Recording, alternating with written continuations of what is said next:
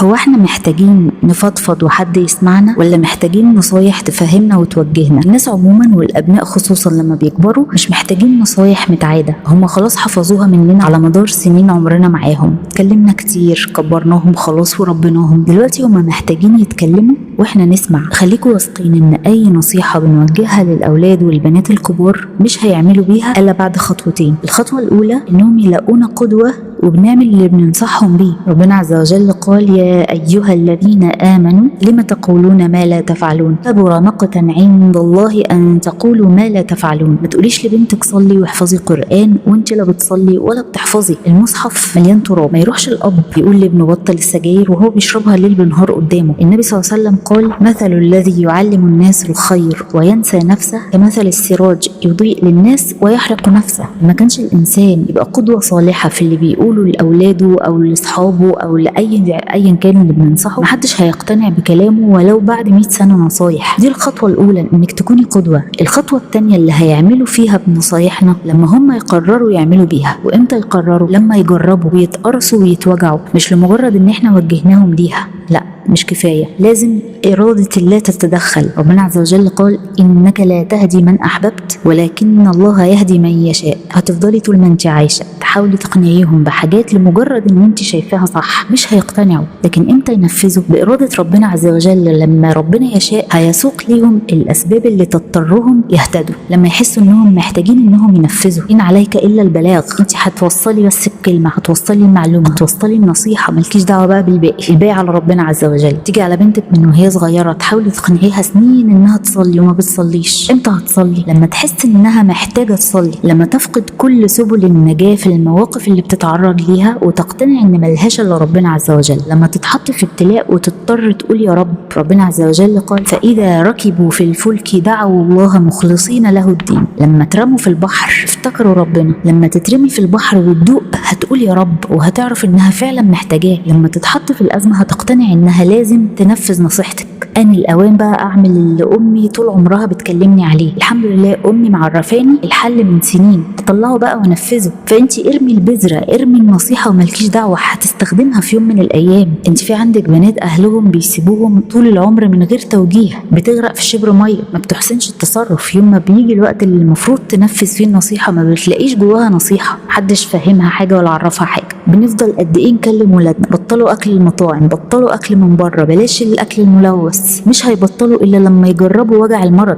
اتكلمي من هنا ل20 سنة يا ستي قدام، بتكلمي نفسك. وكذلك الحب مثلا، ابنك مش هيحس إنك بتحبيه فعلا أكتر من نفسك إلا لما يخلف أولاد ويحبوهم أكتر من نفسه. مش هيعرفوا إن اللي بيعملوه فيكي وفي أبوهم الصوت العالي مثلا والشخط والتشويح، مش هيعرفوا إن ده عقوق إلا لما يخلفوا أولاد وأولادهم يكبروا ويتعبوهم. يعني ممكن بعد 20 سنة زواج كده مثلا يبتدي يحس هو كان قد ايه مجرم في حقك وفي حق ابوه لما كان بيرفع حسه عليكم. ممكن ما تكونيش انت في الدنيا اساسا ساعتها. اللي عايزه اقوله لك ايه؟ حاجتين. الحاجه الاولى، اعرفي انه ما على الرسول الا البلاغ، بلغي وبس. فما توجعيش قلبك وتوقفي حياتك لما تلاقي كلامك مش بيتسمع من اولادك او من اي حد عموما بتنصحيه. انت مش هتتسالي عن سماعنهم لكلامك من عدمه، انت هتتسالي على النصيحه مش على النتيجه. الحاجه الثانيه، سيبيهم بقى يتكلموا شويه واسمعيهم، ما تعلقيش ولا تدي نصايح الا لما يطلبوها رسمي. ده لما يكونوا كبار طبعا، ما بتكلمش على الصغيرين. لما يطلبوا النصيحه منك كده وجها لوجه ويقولك نعمل ايه، نتصرف ازاي. بصي يعني حتى في اقل حاجه ما تروحيش تقولي لها مثلا العبي رياضه، اتغذي كويس عشان جسمك يقوى،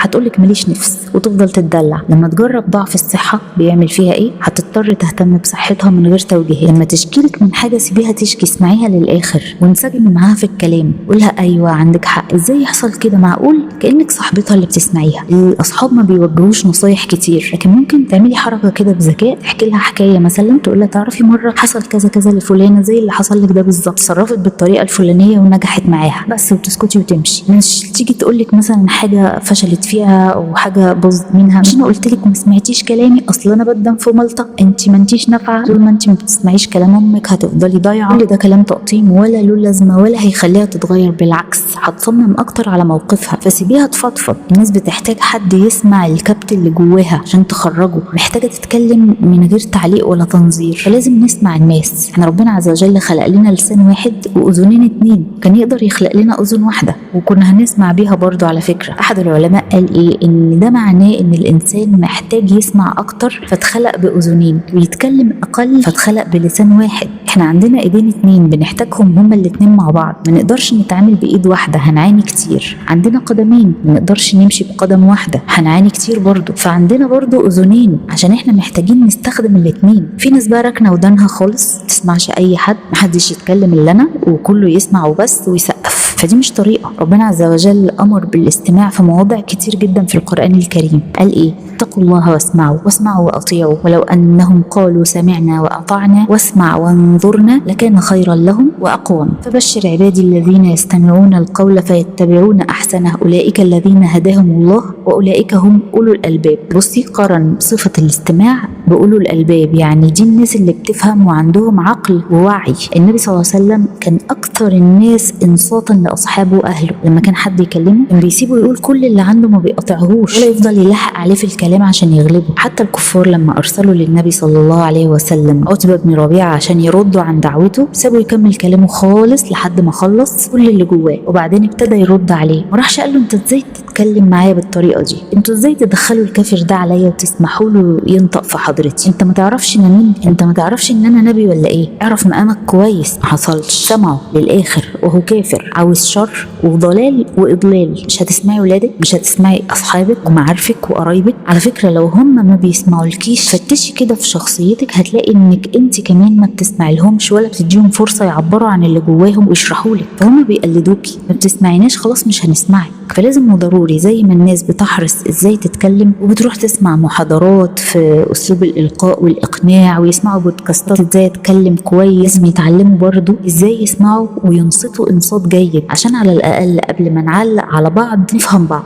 والسؤال هنا بقى، ازاي اكون انسانه منصته انصات جيد؟ عرفنا فايده الاستماع. طيب ازاي اسمع واصبر وافهم وادي اللي قدامي فرصه يعبر عن اللي جواه؟ هقولك على كذا نقطه هتساعدك ان شاء الله انك تصبري وتمسكي نفسك كده وتبقي مستمعه جيده. اول حاجه ان انت تركزي بعينك وقلبك مع اللي بيتكلم، مش بس تسمعي بودنك، لا انصتي بروحك عشان تقدري تميزي الحلو اللي في كلامه وجايز تستفيدي منه. ربنا عز وجل قال ايه؟ الذين يستمعون القول فيتبعون احسنه. فاسمعي عشان تنقي الكلام الطيب من الكلام وتستفيدي بيه. تاني حاجه ما تقطعيش اللي بيتكلم، سيبيه يكمل حتى لو كان عندك رد عليه، اجليه لحد ما يخلص، وده كان من هدي النبي صلى الله عليه وسلم. تالت حاجه ان انت تظهري بقى الاهتمام بلغه الجسد، يعني تهزي راسك كده وهي بتتكلم، ابتسامه بسيطه، تعملي اي تفاعل كده يدل انك مركزه معاها، فتبتدي تتكلم اكتر لما تلاقي منك اهتمام. رابع حاجه ما تحكميش بسرعه على اللي هي بتقوله، ولا تجري تدي النصيحه من قبل ما تخلص كلامها، او ان انت مثلا تاخدي منها كلمتين وتجري تشهري بيها او تنشريها من غير ما تتثبتي. النبي صلى الله عليه وسلم قال ايه؟ كفى بالمرء كذبا ان يحدث بكل ما سمع. فالاستعجال في الكلام من غير ما تتاكدي، لو حد مثلا بيشكي لك من حد، اسمعي الطرفين للنهايه قبل ما تصدري اي حكم. ما تاخديش منها الكلام وتروحي تبني وجهه نظر على كلمتين سمعتيهم، او تكتشفي في الاخر مثلا انها اشاعه، تبقي زي المدونين بتوع المواقع على الانترنت اللي عايشين ينشروا اشاعات واكاذيب وخلاص، بيشيلوا ذنب الكذبه اللي اخترعوها وذنب كل الناس اللي نشروها، لانهم ما تاكدوش الاول ولا سمعوا كويس من كذا شخص. والايه احنا عارفينها، يا ايها الذين امنوا ان جاءكم فاسق بنبأ فتبينوا ان تصيبوا قوما بجهاله فتصبحوا على ما فعلتم نادمين. بنرجع نندم لما بنكتشف، او البني ادم اللي عنده احساس بس هو اللي بيندم لما بيكتشف ان الكلام اللي قاله او نقله او نشره او الحكم اللي اصدره طلع حكم باطل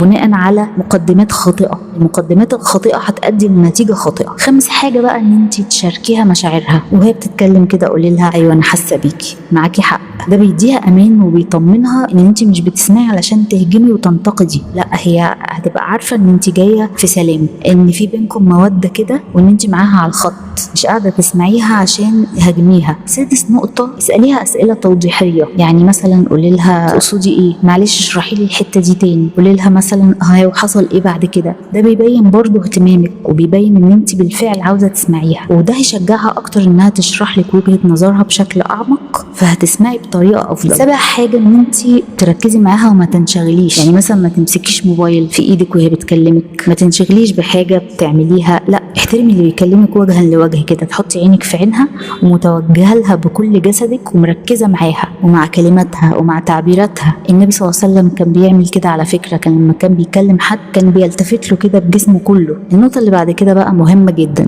وللاسف كلنا بنقع فيها، ان احنا بنقلل من مشكله الانسان اللي بيشتكي لنا. يعني ما تقولهاش عادي دي حاجه بسيطه وايه يعني، لا اللي عنده هم بيبقى شايفه كبير. ما تفكريش ان انت بكده بتهوني عليها لما تقللي من حزنها، لا هو الافضل ان انت تقنعيها انك حاسه بيها. ما تسويش بين الهم وبين الحاجات العاديه، يعني ده ربنا عز وجل قال ايه؟ ولا تستوي الحسنه ولا السيئه. في تفاوت بين النفوس وبين المواقف اللي بيتحطوا فيها. ما ينفعش نهون من الحاجه اللي مش مريحه لناس تانية حتى لو كانت بالنسبه لنا عاديه. ما تبينيش انها عاديه لانها بتحكي لك عشان تحسي بيها وتشاركيها في الشعور المؤلم اللي هي حاسه بيه. احنا من طبيعتنا كبشر لما بنكون فرحانين بنحب الناس تفرح معانا، ولما بنكون زعلانين بنحبهم برضو يزعلوا معانا. فما تبقاش بتعيط وتقول لك ده انا حصل فيا كذا وكذا وكذا، فتروحي قايله لها ايه وايه يعني عادي ما انا كمان حصل فيا كده ومش عارفه. لا الافضل ان انت تقولي لها انا حاسه بيكي لان انا مريت بنفس الظروف اللي انت بتحكيها دي، كانت فتره صعبه قوي في حياتي وربنا يعينك. استعيني بالله لحد ما تعدي وهتنسيها ان شاء الله وتبقي احسن. بصي الفرق في الكلام، فرق بين ان انا ابين لها ان انا حاسه بيها وبوجعها وبين ان انا اسفه واتفه من وجعها واقول لها ان انت مزوداها على الفاضي. لا هي بدل موجوعه وبتحكي تبقى مش مزوداها، تبقى فعلا موجوعه ومحتاجه ان احنا نسمعها. النقطه اللي بعد كده علشان تحسني الاستماع ان انت تستخدمي الصمت اكتر من الكلام. ساعات الصمت بيكون ابلغ من 1000 كلمه. النبي صلى الله عليه وسلم قال من كان يؤمن بالله واليوم الاخر فليقل خيرا او ليصمت. فاللي تسمعيه يا تردي عليه بالخير يا تسكتي، الاتنين خير على فكره. الكلام الحلو زيه زي السكوت، الاتنين مش بيضروا بينفعوا. عاشر حاجه والاخيره، بعد ما تسمعي كل اللي عندها وتقولي لها رايك لو طلبته، او بعد ما تواسيها تدعي لها بقى. اقفلي الكلام بينك وبينها كده بدعوه حلوه بكلمه طيبه، حتى لو ما عندكيش حل الكلمه الطيبه كفايه. ربنا عز وجل قال وقولوا للناس حسنا، والنبي صلى الله عليه وسلم قال الكلمه الطيبه صدقه. فكلمه حلوه كده في نهايه الجلسه اللي قعدت تحكي لك فيها وتفتح قلبها وتحكي على كل اللي مضايقها، يبقى انت كده تمام التمام، مستمعه ومنصته جيده جدا. والشخص اللي قعد حكى لك هيحكي لك مره واثنين وثلاثه وعشرة. اشوفكم على خير في حلقه جديده ان شاء الله على قناه كنزي زهره، والسلام عليكم ورحمه الله وبركاته.